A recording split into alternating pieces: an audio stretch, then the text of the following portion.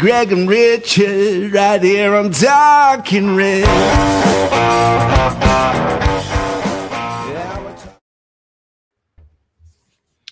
The reality of playing European football is that the games come thick and fast.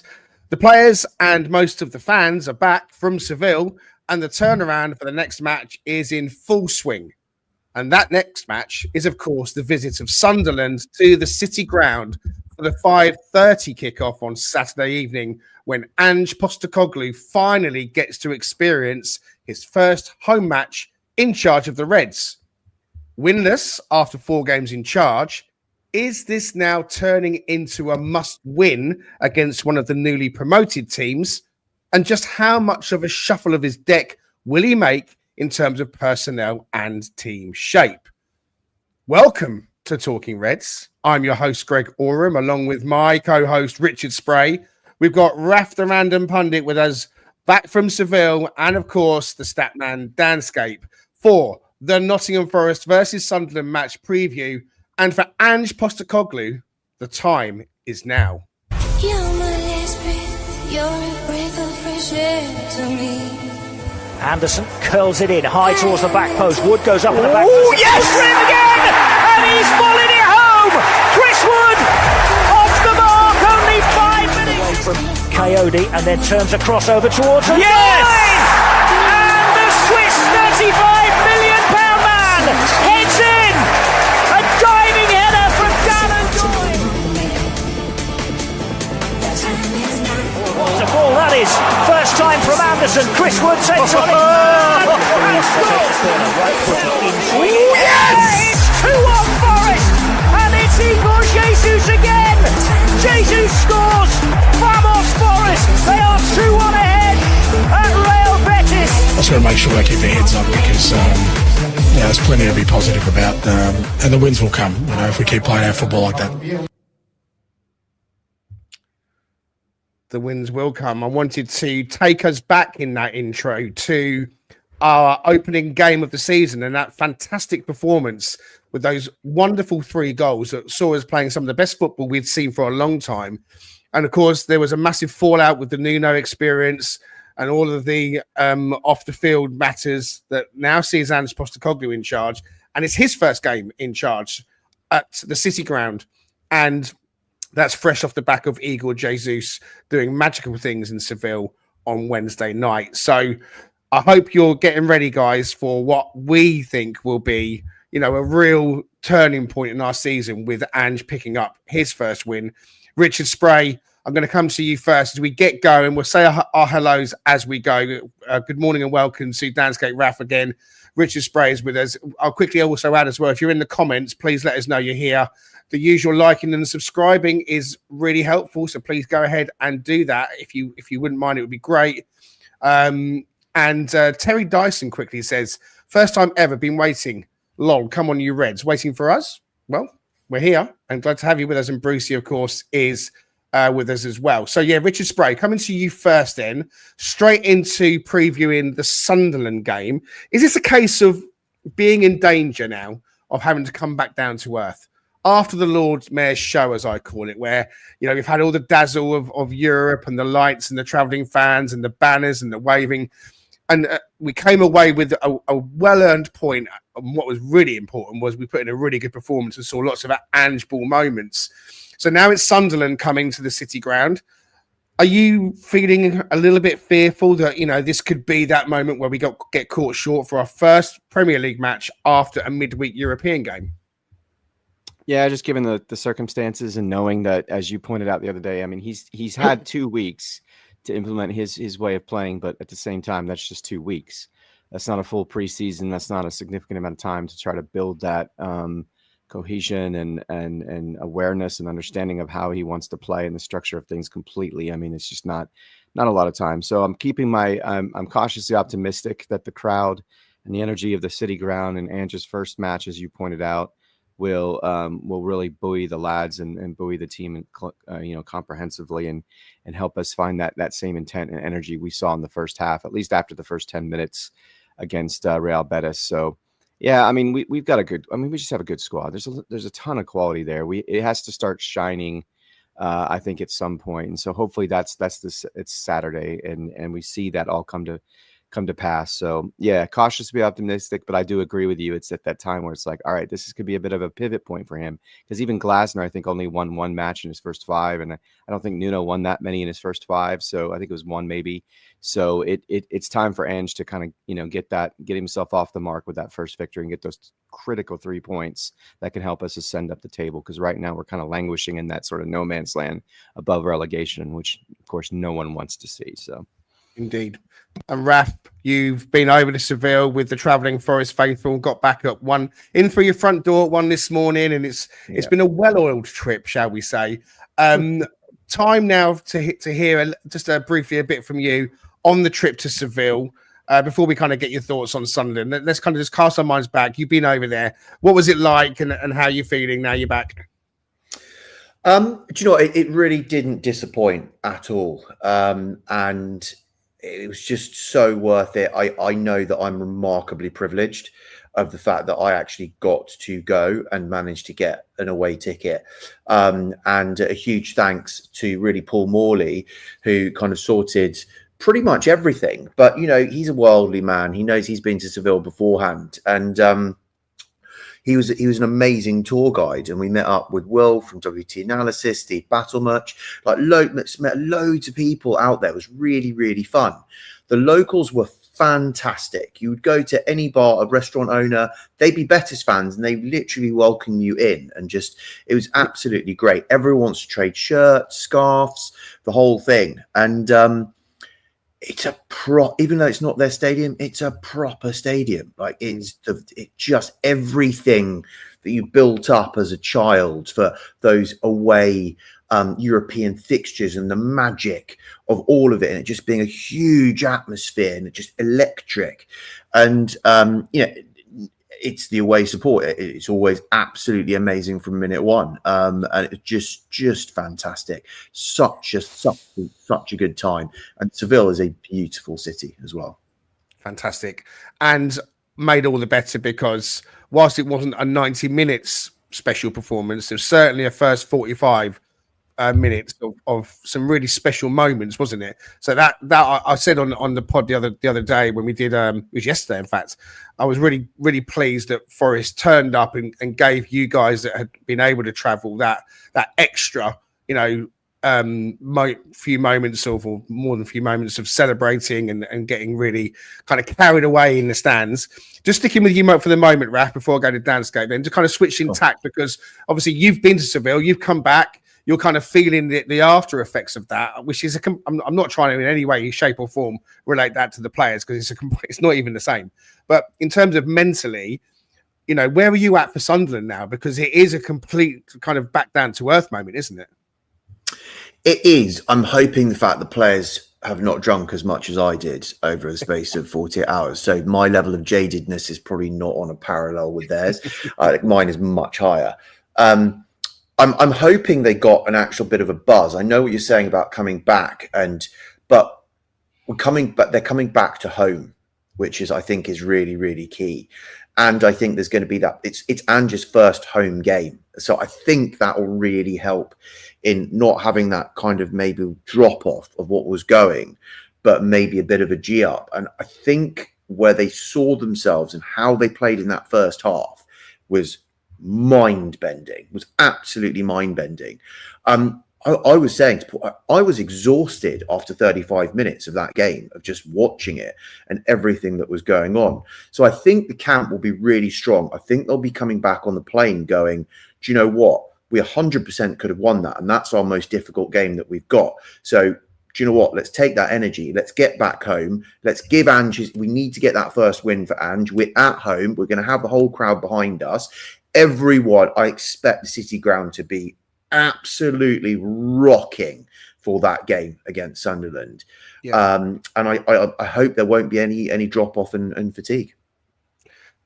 Danscape, thanks, Raf. Danscape, I've read, and maybe you guys have read as well, that the club have put a lot into the preparation and the after preparation, if you like, in terms of rest and recovery. We're talking about sleeping pods and making sure that the players are able in their their journey to really rest and recover.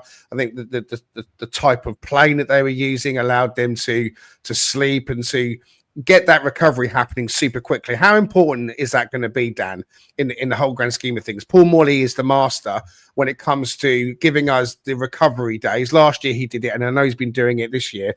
We don't have the Carabao to think about anymore, because obviously the days rest and recovery between matches, there is data there that suggests that it really is crucial. So how important is it, do you think, that they've gone the extra mile to make sure that the players can recover as much as possible? And one more thing to add in, that result, that performance, do you think that now has lifted the fans up in terms of goodwill towards Ange and saying, you know what, already we see a difference, and let's get him at the City Ground, let's get behind him? Do you kind of feel like that's going to carry over now? That performance was important for that aspect?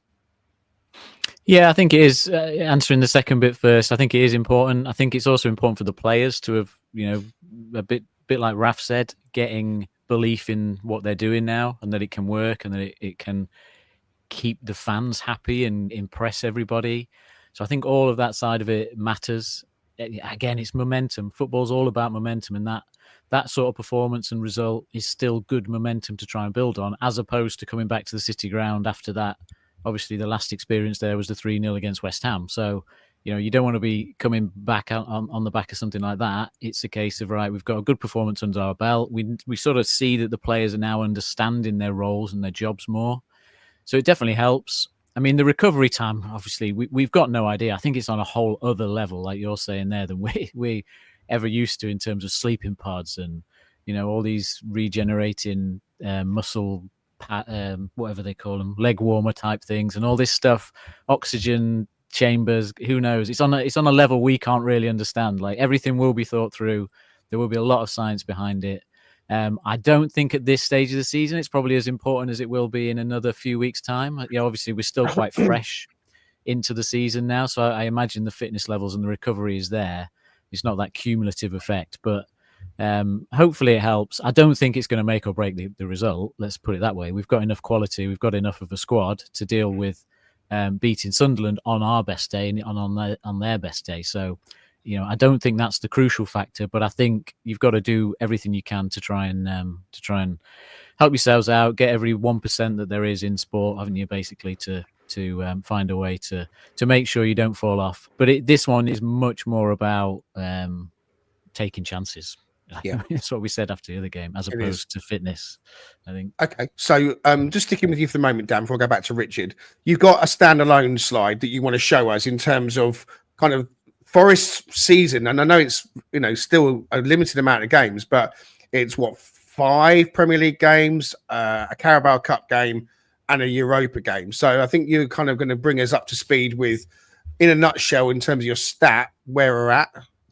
Yeah, it doesn't include the Europa. This is just league form, so it's just comparing fixtures from last season. So obviously, Arsenal away, West Ham at home, and I've compared Burnley away as being Leicester away in terms of similar sides. So it's just showing where we are, and obviously, we know we've not been impressive in the league so far, and this is a turning point and a chance to put something on the board. So we're a couple of points behind where we were. We're a couple of goals behind where we were in terms of scoring them and conceding them. And in terms of obviously chance creation, we're behind on our chance creation, and we've allowed the opposition more chances. So there's a lot of red on this chart in that top left that you don't want to be there, really. We're less clinical, we're having less shots and all that sort of stuff against the same side. So there is a massive improvement that's available to us in our league form. On the right hand side is more of the defensive stuff, and the main one that stands out there is the shots against. Again, we've allowed 11 more shots against in these 5 games that we've played compared to the same 5 games last season. So there's room to improve there as well. The one thing that stands out though is that Matt Sell's performance is almost even better than last season, if you believe in the post shot XG stat, because we're two goals up on what we potentially could have conceded from the shots that Matt Sells has faced already. So although he had a standout season last season, he's already doing it again, and he's already possibly saving us a couple of points already. And I watched back the Burnley highlights, and one of his saves in that is actually really good. The one where the guy, I think where we overplayed and the guy's through on goal mean, that's another top save from Sales that just kind of got a bit overlooked in that performance. So it's just it's just showing where we are compared to last season, that we have got to turn it around. And that's going to become more and more apparent, Richard, because now we are under the new regime of Ange. You know, in the Premier League, we've had the Arsenal game and we've had the Burnley game. So if we're just talking about Premier League, I rule out the Arsenal game just purely for the fact that it happened so quickly after he was appointed, and he had no time with the players away on international duty to really do anything with them. And at the Burnley match, it's away at a tough ground, and you know we took the positives. So, you know, Ange's first game at the City ground is back under the lights, I guess, because it will be an early evening kickoff. How important is a home stadium in your mind, in your opinion? I mean, we talk about home and away. He's had 4 away games in a row, which we all knew about. He's managed. He's lost 2. He's drawn 2. But now he's at home. Does that crank up that pressure? I mean, you know, the tagline to this episode is "The time is now." The theme said it. Your thumbnail said it. Is it really the case that the time is now? And can you see any pressure on his shoulders if we were to lose the game?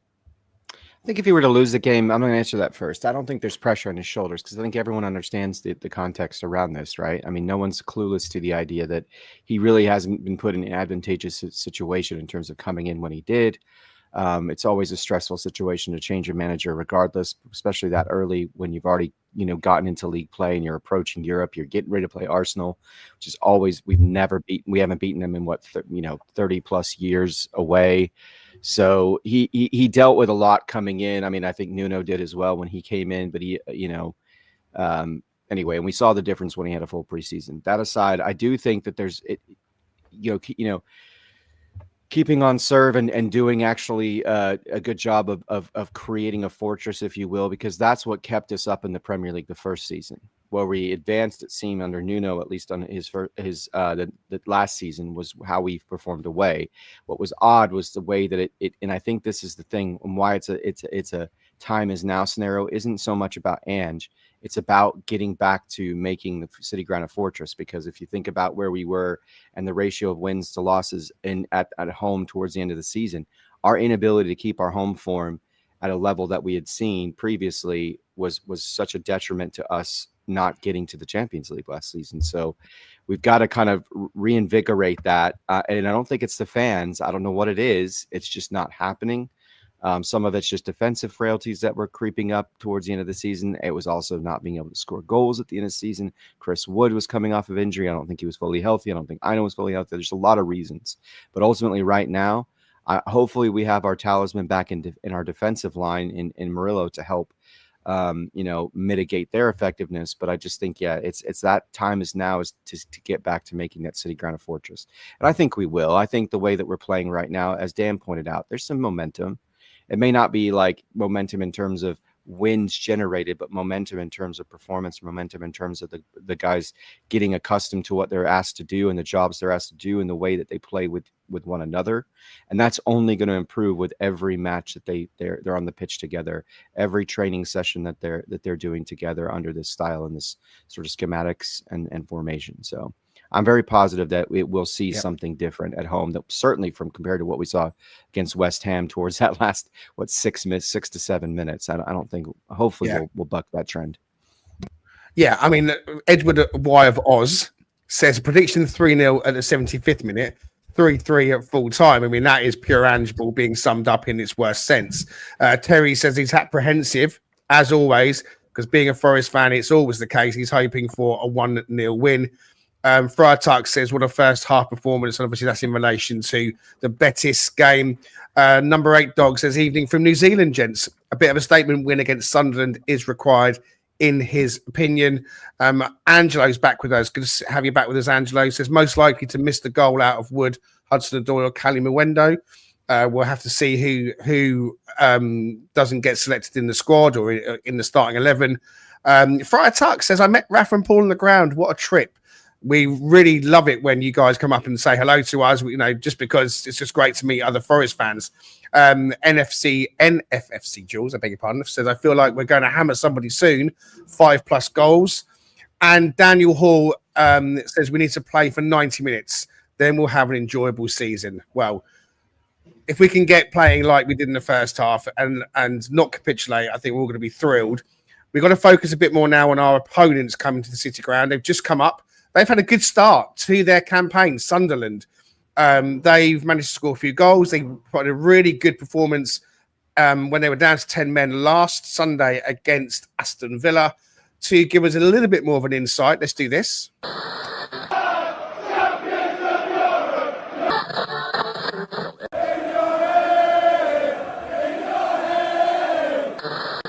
Send them back to East London! We send them back!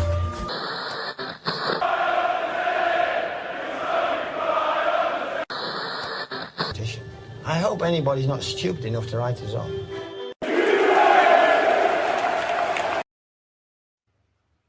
Just quickly have to say I'm feeling very happy today because I've lived in the same house about 15 years, and outside our back, our next door neighbour has got this really, really, really big bay leaf tree that just scatters leaves into my backyard every day, and I have to sweep it up. It's a real pain. And finally, they've taken it down.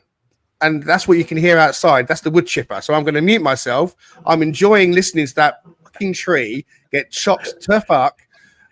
That's the noise. I'm going to mute myself for Raf. Here we go. Hey guys, right. So slight apologies because I have put this together rapidly in quite a jaded state this morning because I don't have the usual amount of prep time that I do. But hopefully it still feels the same. But I might rely on the team who've had a bit more time to kind of look at the Sunderland setup to maybe chip in with things as well. So, eighth, as you can see, actually, when it comes to it, Sunderland have amassed 8 points and are sitting 7th, and that is not by luck at all. They went and they bought a lot of. They did basically what we did, but they've bought wisely, and they've got players that are really working for them. None less so than Granit Xhaka, who's come in and is sitting in the middle of the park and is really making this whole team tick. It was one of those things where it's like a bit of like our Douglas Luiz move. It was like we're probably going to pay them quite a lot of money. Are we going to get the best version of them coming in? And really, he's been playing really well and making this Sunderland team tick in that engine room, which I always talk about. When it comes to, they started out the blocks pretty strong. Win, loss, win, then draw, then draw. Xhaka is their main man that sits in the middle. Injury-wise, Diarra is quite important for them in their midfield, and they have got a very stable formation. So for those that are listening rather than watching, they play basically a 4-3-3. If only we would play a 4-3-3. So they've got Roves in goal, which is pretty standard. Hume will be their right back, which is very, very stable. Then you've got Mukiele and then also Alderete as well, who are their centre backs. And they actually receive a lot of the ball. If you look at the heat maps for them, there's a huge amount of ball work they do within their half of just that. So if we can press on them quite a lot, we might find the fact that we can win the ball off those central defenders within their own half quite a lot. And I think that might be a tactic. But then their left back, Ronaldo, who's a bit of a mainstay for them, he is actually injured and definitely injured for the game. 100% will not be playing. Whereas Diarra in midfield, he's got about 50% chance of playing, coming back from an injury, having missed that Villa game, with Rigg being their kind of stand-in on that right-hand side of the midfield three. Xhaka sits in the middle, make everything work. And then you've got Siddiqui, who, again, is actually quite useful, sitting on that left-hand side.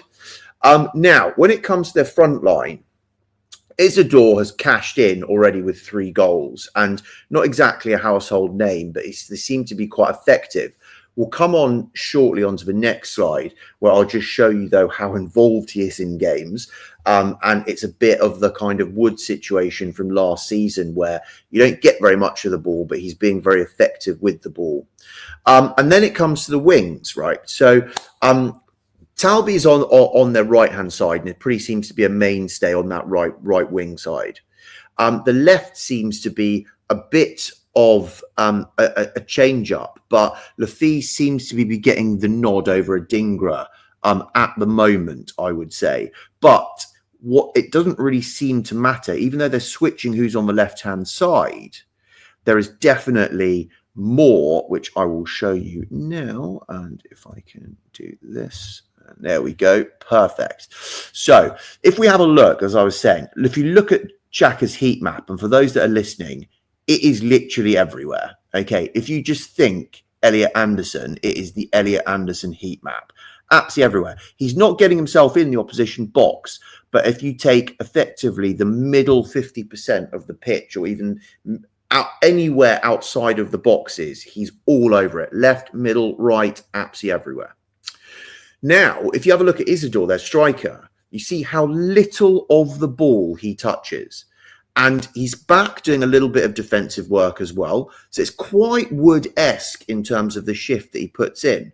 But we get our first hint as well, if you have a look at his heat map, that he hardly ever drifts out to the right-hand side, and he's drifting out to the left, and he's being inside the box around that the 6 yard point, 6 yard box as well. So he's looking for those tap-ins, but he's also fishing out to the left to go get it. Now, interestingly, looking at Lafitte's heat map, you'd expect him to be going up and down the left. Adingra's up and down the left. But even though Lafitte and Adingra share their time on the left-hand side, they each have a heat map that is a lot stronger in having the ball down that left-hand side than the right-hand side, which only has one player, like we've shown, who's pretty consistent on that right-hand side.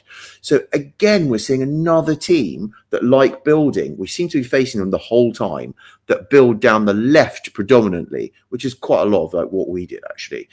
So that's where the threat is going to come. Now, I guess this is where we're going to look at recovery time. Nico, who put in such a fantastic shift against Betis, is really going to have his senses about him, because I do think that when they do get the ball and they're going to break, the break will come down that side, and Nico's going to have to be bombing backwards and forwards. Because if we see how much shift he put in at Betis, Nico was basically acting like a winger against Betis, like quite a lot of the time. So again, what's their form like? Well, you can see there's a reason why they're 7th, because actually on the Sofa score, they've got 6 players. So Ballard, Mukiele, you've got Xhaka, you've got Ross, their goalkeeper, and then you've got Isidore, who's their forward we've talked about. And again, so their 2 central defenders are all notching up above 7, right? So 2 central defenders, your striker, your goalkeeper, are all just kind of chopping up. And Ballard, weirdly, he's not been playing recently, but I think he might be coming back from injury to see if he kind of slots into anywhere as well. Again, we've only got Elliot. He's our only 7+ player so far in the league on average. Where the goals are coming from, I've seen this. Isidore's got 3. Ballard, again, set pieces. So Ballard's got 1 from there. Then there's a little bit. Lafitte has got a goal off that left-hand side, and then substitute forward that comes on. They've bagged 1 as well. Xhaka's, again, that's the main assist machine. 2 assists that are there, but then weirdly you've got assists from all over the park as well. So it's not as if they're churning up huge amounts of numbers, but you can see where the threats are coming from. So hopefully that maps into, sorry if we do that, coming back to you guys, and my computer has frozen.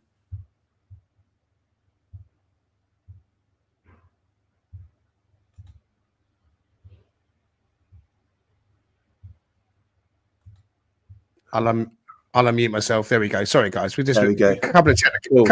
Sorry. Yeah. Before we remove it, we need to minimize it. Otherwise, we have an issue now. So hopefully we will be able to put something else back up again. Let me just double check. Yeah, we can. All right. So look, thank you very much. Yeah. That's cool. Thanks very much for that, Raf. Okay, so it gives us a bit of an insight into Sunderland, Richard. So it seems to me that these teams that are coming up are maybe trying to unlock the staying up factor. Yeah, we talked extensively about the last time it happened. It was us, Fulham and Bournemouth. Everyone else has been up, going straight back down again.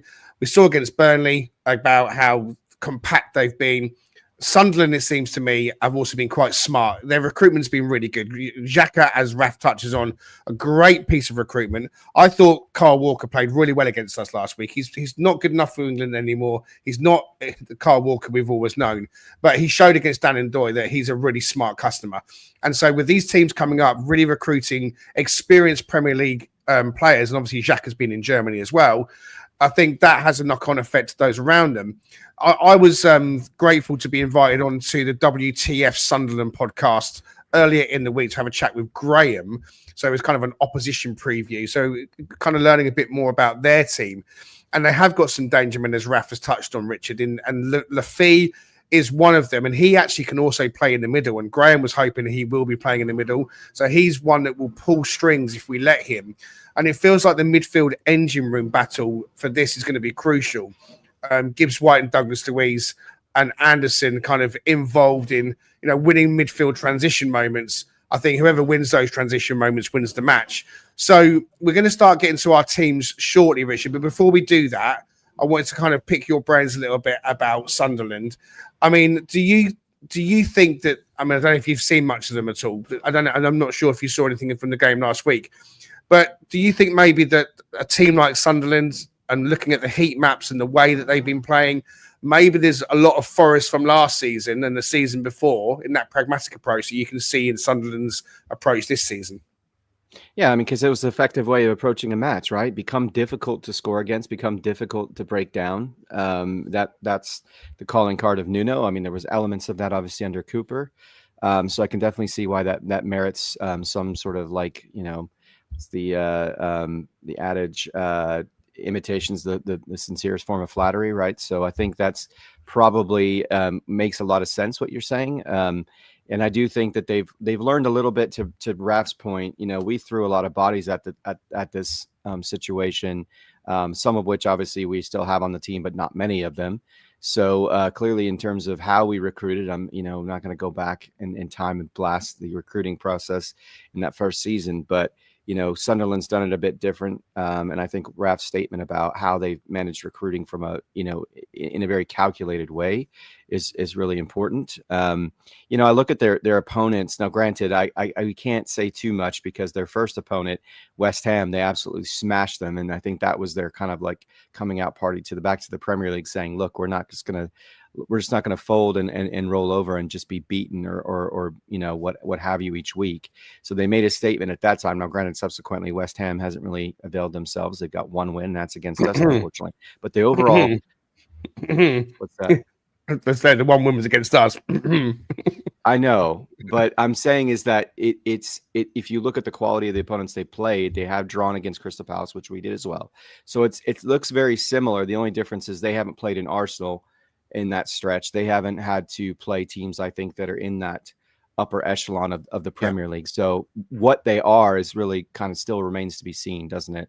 And I would say probably the same about us, but for different reasons because we've switched a manager in midstream. So yeah, I'm confident that we have, from a talent differential standpoint, it's how well structured they are, how well they play together. And you're not wrong. I haven't seen a ton of them to know. I thought they were going to be in real trouble when they lost Joby Bellingham because, what a talented footballer to not have on your squad. But they've clearly made good decisions and they fit the profile of what a team should look like, I think, when you come back up.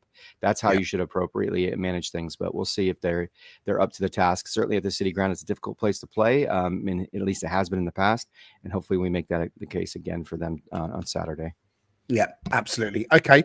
If you are just joining us, welcome to Talking Reds for the Forest v Sunderland match preview. Please do go ahead and hit the like and subscribe button. You can follow us on X and TikTok and Facebook and Instagram. We're available on Apple and Spotify and Pocket Casts and Amazon and other places as well. So we're branching out as much as we can. We'll be back with you just after this. The Cheese Trader, based on Grape Lane in York, is a cheese lover's paradise. Home to some wonderful specialty cheeses, relishes and chutneys, and also with a fantastic street food menu. Try their loaded fries or posh cheese on toast. It'll be the best you've ever had. Owned by Forest fan Stu Freestone, the Cheese Trader proudly sponsors Talking Reds. Quote Talking Reds every time to get 10% off your order. The Cheese Trader and Talking Reds, the perfect cheesy mix. think everybody knows about the cheese by now, so you go and get some from Stu Freestone. Okay, we're into part 2 of the episode, so let's do this. I'm a Statman. Moraes fazendo som,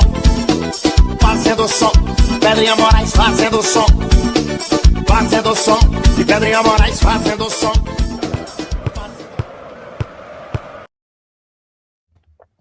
Customary quick word for Sergio. He's actually at home. He's come out of hospital, but that's only going to be temporary. It's just a week or so at home. A bit of a turnaround in some treatment and stuff like that. So week at home so we can watch the Ryder Cup. So Sergio, enjoy the golf, curled up on the sofa or wherever it may be.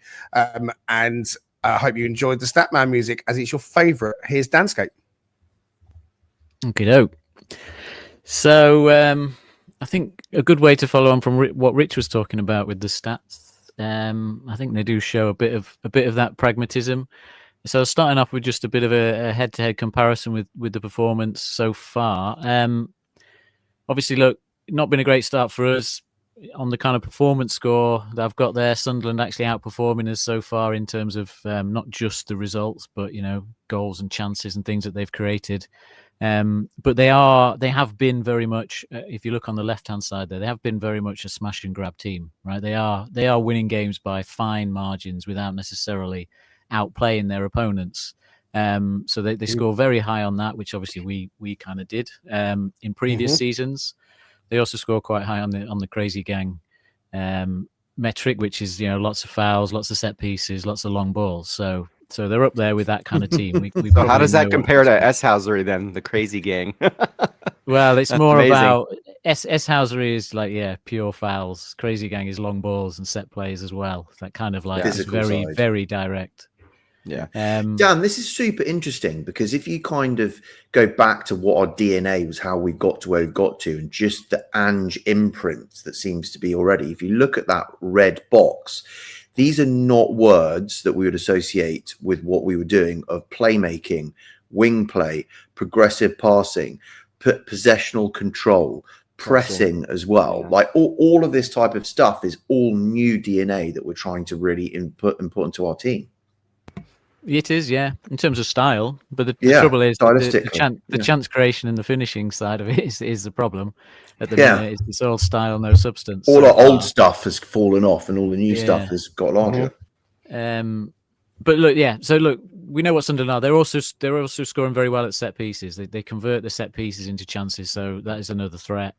Their goalkeeping performance has been very good so far this season. They're good at winning their duels, defending their box, and their finishing's been good. But what's interesting on here is the pressing score. They're not actually sitting back as much as we perhaps used to. Certainly not last season. They are actually pushing on, which I've got another chart to kind of show as well. So they're going about it a slightly different way.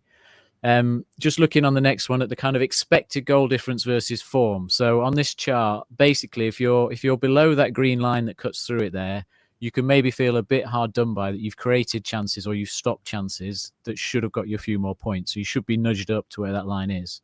So you can see Forest, actually, we're about where we deserve to be so far this season, right? There's not been any games where we could feel potentially that hard done by with the results. So we're there. But Sunderland are slightly outperforming where you would expect them to be so far. So, at the minute, yes, they're in like 7th or 8th position in the league, but they probably should be down, in mid-table based on their expected performances there. Spurs are the big overachievers so far, insofar as performances. They're being the most efficient, but Brentford used to be like that under Thomas Franks. That's probably no surprise. Brighton are probably the furthest away from the line. They probably could be doing better than they are based on how they've performed in games. So that's just a bit of a show of where Sunderland sit in that respect. We're looking at whether it's their attack or their defence that's kind of helping them, get the results. Well, it's very much on this chart. Left to right is attack and bottom to top is defence. It's very much that they've got a strong defence so far that's helped them out, right? It's in the top 20% of teams, and you can see they're up there with Arsenal, Liverpool, Bournemouth, Fulham, Palace in terms of their ability to stop chances so far. But from an attacking sense, they couldn't be any further away, really, from being in that top half, right? They're in the bottom 10% in terms of actually creating chances.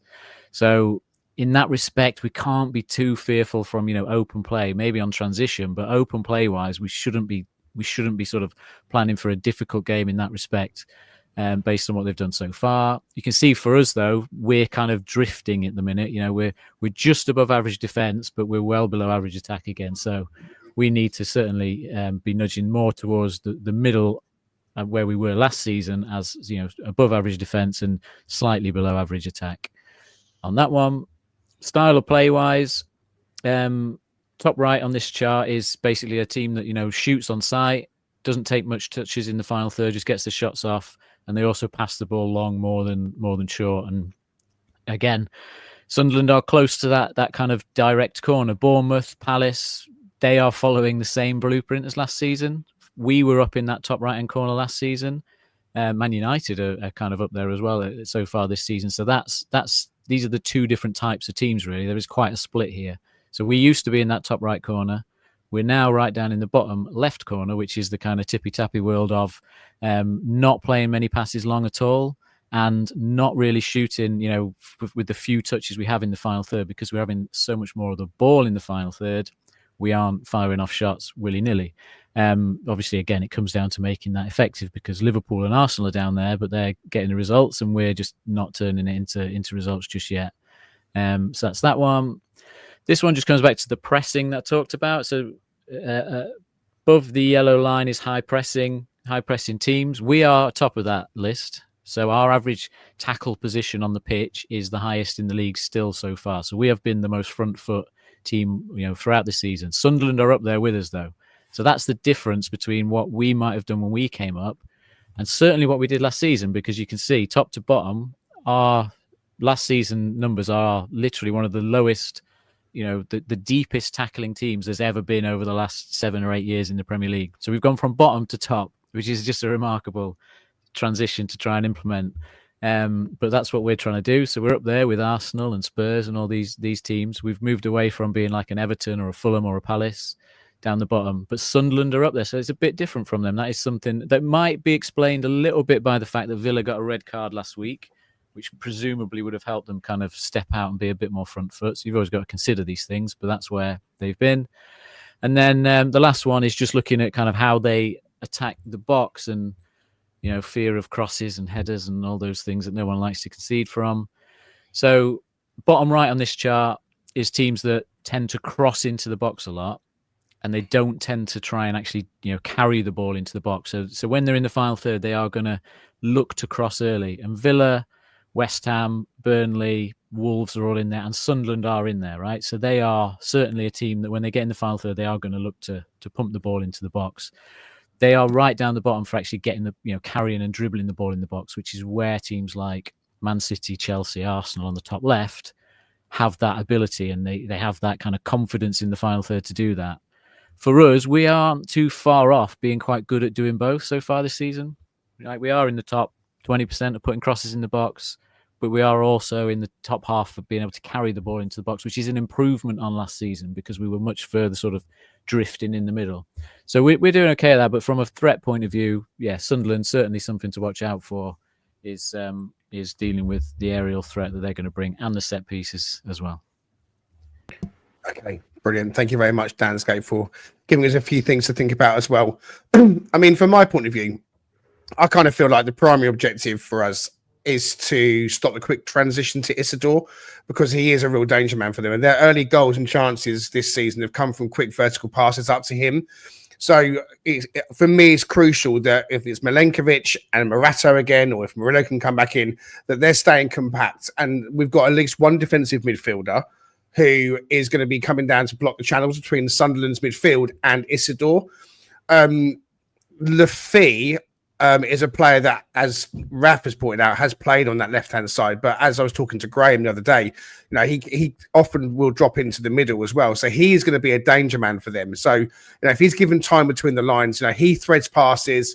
So again, it could be that a Douglas Luiz is kind of maybe assigned to get close to him to make sure that we can cut his time on the ball and force him to maybe go long or lose the ball or get that press into him as well. So as much as we're kind of thinking about what Sunderland can do, I want to really switch tack now, Richard, and get back to Forest and what we can do to them. I really feel that the wide men are going to decide this for us, because one thing I do know about Sunderland is that their boss, Lebris, will play narrow. So the channels down the wings for us, I think, are going to be crucial for us to get forward. So we're going to have a think about personnel. So we'll go to the FOT mob and we'll put it on screen and we'll expand it, Richard. And we're back to that. Let's have a look and see who we can pick and what kind of team it might be. Now that we again know more about Ange, we know who was selected in the week. We know that he didn't play Chris Wood. This is the team that played last week against Burnley that's on screen. Zinchenko, Morato, Milenkovic, Williams at the back, Anderson, Douglas, Luiz. In the middle, Ndoye, Gibbs White, Bakwa behind Wood. So, what's your team, Richard? What are you going to do? Are you going to make some changes? Are we going to see a shuffle of that deck? So it's a little bit, it's mainly what you would do, I guess, but almost also bearing in mind a little bit what Ange might do. Yeah, I mean, to your point, playing narrow, you want some guys to kind of create matchup issues on the outside, and this is I'm going to start up top. I'm really struggling with this because my heart says Chris Wood needs to come back in and play, because the guy has been an absolute goal scoring machine for us for 2 seasons. But my brain says, can you really pull Jesus out at this point, given his, I know, and again, I understand the opposition's different. We're talking about Premier League, even if it's a promoted team. I'm going to go with Jesus at the top. I mean, maybe that seems like blasphemy, but just given the circumstances, he's played a lot of minutes recently. But if it's Jesus, I mean, I guess that's true. Yes, well played. Thank you. Yeah, I liked what I saw. I think Ndoye, I don't know what's going on. He didn't really have a ton of time to really provide any insights to his play. He seemed like he was being held back probably for the Premier League match. But I tend to feel like what you said about Callum last week, and going back and reviewing the match, I thought he played a lot better. There is something weird going on. I kind of, my son even, you know, who's not like, he loves watching football, but doesn't, you know, spend as much time as we do looking at it and analyzing it. But he was even like, what's going on with Callum's shot? He doesn't seem to cut in the middle as much. He doesn't seem to have quite the same fastball that he had. But I think Callum needs to play on the left. This is a time to have players with his kind of, you know, I don't know, acumen and ability on the pitch. And we know we tend to play through the left side, and having him up there, the way he managed that link up play, as you pointed out, with Elliot Anderson last week was really good, or the last match was really good.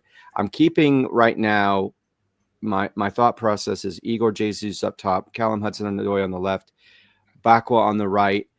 And I'm really struggling with this because I took Morgan out of the European match and clearly was incorrect about that.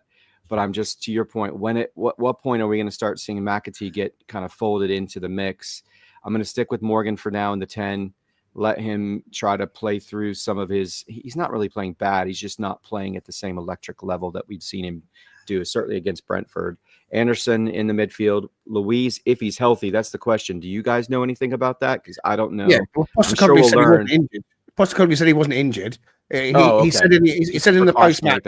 Okay. He said there's no injury. He said it was just he said he felt his hammy, and I think they're just making sure that there's no problem. So I expect him to play, but you carry on. Yeah, I agree with you. I tend to lean towards Luiz playing in that midfield area with Anderson, because we saw some effectiveness from that. Yes, it doesn't allow Anderson to do everything the same way, but Anderson's just going to be all over the pitch regardless, as Raf talked about with Xhaka. Kind of a similar approach there. Zinchenko on the left on the back line. I'm hoping, this is a hopeful sort of selection here, that Murillo will come in for Morato, because I just think we need his box aptitude, his ability to defend the box well and keep things at bay, keep them at bay. Plus, just his quickness and his ability to diagnose is essential right now, because we've had too many instances where balls are coming across the box and finding people and getting put in the back of the net. So I'm going to stick with Zinchenko at the back on the left, in the left back position, Murillo on the left center back, Milenkovic on the right center back, and then Nico Williams on the right. Okay. It's tough because you're trying to get into the inside information, and maybe one or two players are feeling it and we don't know about it. But that's based on the fact that everyone's healthy and everyone is fit to play. I'm going to kind of jump in with my team. I think Chris Wood plays. I think if you're going to have a squad, you're going to be attacking on all fronts. I don't think he's going to put anyone's nose out of joint. Particularly if he says to Igor Jesus, look, you've done a great job for me in midweek. I couldn't have asked much more from you, but I need to manage you because I need you for Midtjylland next Thursday.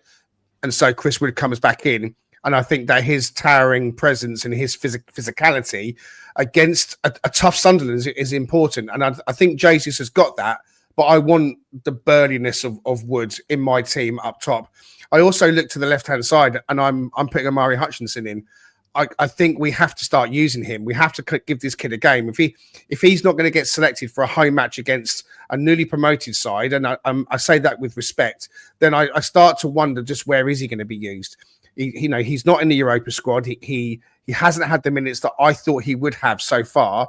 I'm not saying that he's going to come into the team and be dazzling. Let's give this kid some time. Let's be patient with him. But I want to see him get a start. I want to see him play. And I also want to see Bakwa keep his place on the right-hand side. I'm tempted to take Gibbs White out for the same reasons as you've alluded to, Richard. And I kind of feel like James McAtee needs to get a start as well. But I think that I don't want too many changes from Wednesday night. I'm keeping Anderson and Douglas Luiz in the midfield, although I'm not adverse to Luiz not starting and Sangare coming in. I think Sangare would be the next player off the ramp. And then I don't think Murillo's going to be fit. I have no information whatsoever, but my gut instinct is that Murillo needs a bit more time. It could be wrong. And if he's fit, he plays. But on Morato, he started to get a few plaudits from the other night. I wanted him to do more with the goal we conceded, the first goal we conceded. He's got his faults, but he definitely did look more assured on the ball. And a lot of fans are now, giving him a pat on the back and saying, okay, that's much better. So, that Milenkovic and Morato partnership, that's going to be just as important as the Milenkovic and Murillo partnership, because we need to make sure that the backup centre-back coming into the team can cope and can give us something. Williams plays, Zinchenko plays for me as a curveball, as an absolute curveball. If Williams is potentially needed to rest, then does Jer Cunha come in? I don't know. Again, I'm just kind of playing as a curveball. That could be Abbott. That could be Savona that comes in. Probably more likely Savona at this stage. But, I still think 4-2-3-1. As I said before, for me, the wingers are going to be key to this game. If we're going to get a victory, it's down the channels. And it's Hutchinson and Bakwa with Ndoye and Hudson-Odoi coming off the bench to support them. So I'm kind of jumped in a bit earlier than usual with my team, Raf. Is there anything you'd do differently? Anything you'd do dramatically different? Or are you kind of in the same kind of camp as that? Dramatically different, not this formation. Okay, what have you got for us, buddy? What we played first half against Betis. Which is? Tell everyone. The best. 4-3-3. Play 4-3-3. I'm putting Wood up. Ref as a 4-1-4-1. Yeah, it was a 4-1-4-1, really. For me, I'm playing three designated proper midfielders. You want 4-3-3. That's what you. So So let's put Anderson left. Let's put Sangare middle. Put Luiz right. Keep Gibbs White. You know me and my feelings about Gibbs White. Actually, first half doing quite well. I thought it did really well. And with Ronaldo suspended for this game, Gibbs White will have an easier matchup out there on the left-hand side to cause a bit of chaos and swing in some great balls. Do you know what? I do like the idea. If Callum is fully fit and can play, I would play Callum off the left. But I am not adverse, Greg, to what you said about giving Hutch some time. I really like what Hutchinson has to offer. I'd put Jesus up top. If you score 2 goals, you can't drop someone who scored 2 goals. Give him 45 minutes and then you put someone else on. And then if Murillo is fit, he plays. I would say it's worth. I wouldn't risk him, but if we think he's okay, so I would actually just go with this of what we started with beforehand. Nico. Start with Nico. It's the Bertels school of things. Of if you can give me 45 minutes. Because otherwise, and you're going to get knackered, then give me 45 minutes at the beginning and we can change it up. So we get our best team. And against the midfield 3, and if you're saying from your intel, Lafi's going to start drifting into the middle, we need 3 proper midfield bodies in midfield. 100% we do. Okay, so just to recap, Raf is saying Zinchenko, Murillo, Milenkovic, Williams, the back four that we kind of expect now. A three in midfield of Sangare playing centrally, Anderson more on the left, Dougie Luiz more on the right, Gibbs White ahead of him, Igor Jesus down the middle, Hudson-Odoi on the left, but not adverse to it being Hutchinson. Thank you very much, Raf. And Danscape, over to you. What are you saying? Anything different? I've absolutely got no idea. Truth be told, I could chat around lots of things that you've already covered. I could discuss pros and cons of different players and formations, and I just think I've got no idea what's actually going to happen. I don't even know what I want to happen, to be honest with you. I sort of feel like there's so many players that are now here that you could pick and say, well, actually, yeah, I agree. Hutchinson should probably now be playing this game because he should be fresh and he should be playing. For me, I think you've got to accept that Sunderland are going to sit back and defend their box, right? So you've got a plan for that. And I think what we've seen from Odoi is that he will get into the box and Hudson-Odoi won't. Hudson-Odoi will want to loiter around the edge of the box and shoot and all that sort of stuff. So I would like the extra body in the box to try and create more problems for them, because I think whoever's up front, whether it's Jesus or Wood, if you've just got one guy in the box trying to get on the end of things, they'll deal with that. So I probably would try and include Odoi for that reason. And then the other one, I would say Bakwa could do a really good job of trying to break in on the right-hand side. Dribbling ability is clearly one of his strengths. So if they're going to sit deep, he could do that job. But given that he's had a few games in a row now and he hasn't quite delivered that, it probably is time to say to Hutchinson, well, look, it's your turn to shine, and play him on the right, cutting in, to try and create some problems. So I think that's what I do. So are you 4-2-3-1-ing it? Sorry. Yeah, go 4-2-3-1. I don't know. I literally, I don't know. I'm trying to tell you. I don't think we'll see one formation, because in that half against Betis, it was 4-1-4-1, then it was 4-3-3, and then in the second half it was 4-4-2, and then it was like 4-5-1 at times. It was a bit of everything, and that's the beauty of having some players that are very flexible. So it's very hard to say, yeah, this is what I would sort of expect or do. At the back line is clear, that's for sure. But once you get into the other positions, I think if I'm playing that formation that you've got there, like I say, I'd probably have Odoi on the left wing and I'd give Hutchinson the go on the right wing to kick it off. But if I'm doing that, I really want my wingers to push on. Like, I really want Bakwa to push on, or Hutchinson. And I also want Nico Williams behind him to really push on, because you've talked about the wing threat. I think that also comes from the fullback, not just the wingers, right? So I would then play Sangare instead of Luiz, so that my right-hand side of the pitch has got defensive cover to allow those other two to kick on. And that's probably one of the only clear things I had, is that, we need to have wing threat from one side, but we need presence in the box from the other side to get on the end of that. But we need to then obviously cover the transition with Sangare over Luiz. But look, yeah, it'll be really interesting to see, because this is home. We're on the front foot. Very different team to Betis. So what will he do? And where are you on the Igor Jesus versus Chris Woods debate for this game? I mean, is it that you say Raf says, look, someone scored 2 goals in midweek, you can't drop them, and I fully hear that, or is it, listen, we've got a squad, we've got lots of games, the plan is we rotate, or is there a world quickly where both play? We've seen it in happen before, where maybe Igor Jesus and Wood are both playing together in some kind of formation. Could that happen? I think it depends on our formation. I don't think we'll see both of them, but I think if you play 4-3-3, I don't think Chris Wood suits that. So I think you've got to go Jesus. I just think you need the mobility and that ability to drift around. So it probably depends how Ange wants to set up as a whole, and maybe you almost shape the team around the striker to some extent as well. Okay. But who would I pick? I'd probably continue with Jesus, yeah. Brucey says, in all seriousness, he'd start the same 11 that played against Betis, although maybe Murillo would be good to start. That would suit him. Dr. Anna is with us. She says, agree that she'd like to see Hutch get some minutes as well. Friar Tuck says, MGW on the right wing, Jesus up front.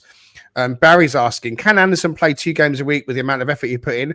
That's food for thought, but he's been playing a lot of football, and we certainly don't want to overload him. Bobby Franco says, I know it's early, but I'm getting concerned with Anderson and Nico's minutes. So again, there's more concern about minutes for those two. They played every minute of every game, including international duty and Europa. Kel was with us. She says, look, Anderson did fine playing 2 matches within days for England. He bust his gut then. I think he'll be fine to play. And he is a crucial player for us, Kel. I agree with you there. Will Hobson says, I'd put Doyle on the left and Hutchinson on the right. So we've all got our ideas about who we'd put where. And that's the beauty, is that we've got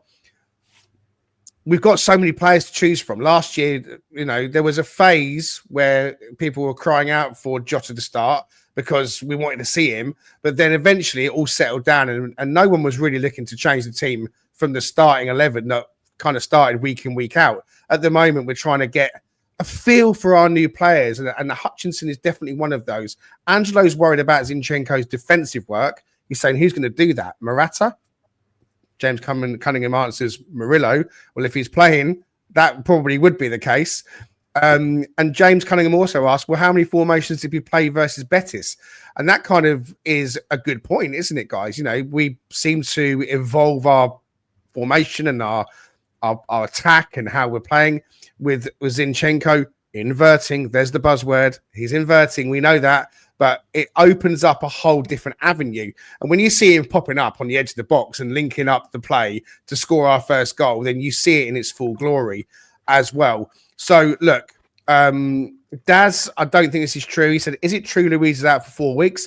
Well, I've never heard that, and you're the one saying it. So whether you've heard it, I don't know if that's the case or not. Ange was very upbeat about no injuries to Milenkovic or Louise after the game. But I think the press conference will be happening at some point later, normally about 2:00. So we'll find out a bit later. So thank you very much to everyone in the comments. I wanted to try and get to some of them so we could air your views. One thing that's certainly important, that's not the word I want to use. One thing that's certainly evident is that we have those options at our disposal. I think the focus needs to be on what we do. We take our opponents seriously and with respect. But coming to the City ground, as you touched on, Richard, earlier, we've got to turn it back into that fortress, haven't we? I'm going to go around and get your guys' predictions for the game. I'm going to start with you, Danscape. I'm going to start with you. I want any closing thoughts. This is your closing thoughts moment and your prediction. Score. It is a really important game, I think, because if you look at our fixtures coming up, there are some tough games in this Premier League coming up. So we have to go out with the confidence to take the game. And I'm hoping that it's one that we probably win like 3-1 would be my prediction. I think a defeat might be a black catastrophe. There's a pun in there somewhere to do with Sunderland. Everyone rub the black cat's head. Everyone rub the black cat's head. Rub the pussy. Rub the pussy. Here we go. Got 2 Sunderland fans in this house. So yeah, I think I'm just hoping it's a straight 3-1 Forest. Confident performance, no injuries, no fatigue, none of that stuff, and kickstarts our season. Sorry, Richard. My partner in crime. He's my straight man, and his look of shock and aghast is one that I will continue to draw out of him as we go through the season. Thank you, Ref. Over to you. Any closing thoughts, buddy, and your score prediction? Closing thoughts. Again, absolutely brilliant for everyone that I saw out of Betis. Thank you so much for saying hi and everything else as well. It's absolutely brilliant. Exactly. Well, I'll be up again for the Michelin game, and I'll be in the nav nice and early as well. So, get yourselves up there and come say hi. It'll be absolutely brilliant. Also, it's great to have Kel on here. Get well soon. You're good to see you're in recovery mode, which is fantastic, and I hope it continues upwards and you get back to normal, which would be fantastic. For me, I'm going to go 2-1 Forest. It's not going to be easy, but I think we sneak it. Okay, brilliant. Richard Spray, your turn. I think I've given up trying to predict clean sheets at this stage. So I tend to agree with Dan. I think the ideal would be what he just referenced, but I'm going to say it's a 2-1 thing. I think maybe we get up 2 goals and then we give up one, towards the end, but not one that ends up causing us to lose the match. So I'm going to go 2-1 Forest in this one. Okay, thank you. Angelo says 5-3. I mean, again, I'm hoping that it's. I don't know if I'm hoping it is or it isn't, to be honest. I mean, I'll take that. It helps our goal difference. Bobby's going one better, saying 7-5. I mean, again, agree. Dad is in the same area with a 6-2, and Will's going 4-3. Fryer Tucker, a little bit more sensible from our good friend of Fryer. He's saying, oh no, Fryer saying 2-0, Beardo saying 7-1. Listen, guys, as long as we win, I get it. Daniel Hall says 2-0 as well. I get it, but I'm not sure that my minerals can take it. I'm going to say 2-1. That's what I said when I was guesting on the Sunderland podcast of the week. I said 2-1. I think they'll score because I think clean sheets is a thing of the past now for Forest, and let's get used to that. Matt Sells is still having a good season and is still going to continue to be really important for us. At the end of the day, it's the result that matters in terms of winning the game and getting points on the board. That's the most important thing, right? We want to carry this crest of a wave that we're on from the Betis game, where we didn't get the win, guys, but we got the performance, certainly in that first half, that gives us real hope that, Ange is going to do really good things for us as a football club. He's getting more and more fans on board. And we know that the Ange brings with him a fan base and disciples from Australia, and the comments that we've had from them have been really, really promising, and we're thankful for you guys listening in. But as I said, we'll always try and be realist here, and if we see things that we don't like, we'll talk about it. But at the moment, we're seeing things that we do like. We had a love-in for Elliot Anderson the other day, and I continue to say he is the player of the absolute season already. He is unbelievable. He's going to have a great game on Saturday. All eyes on the City ground as Ange looks for his first win. The time is now. Whether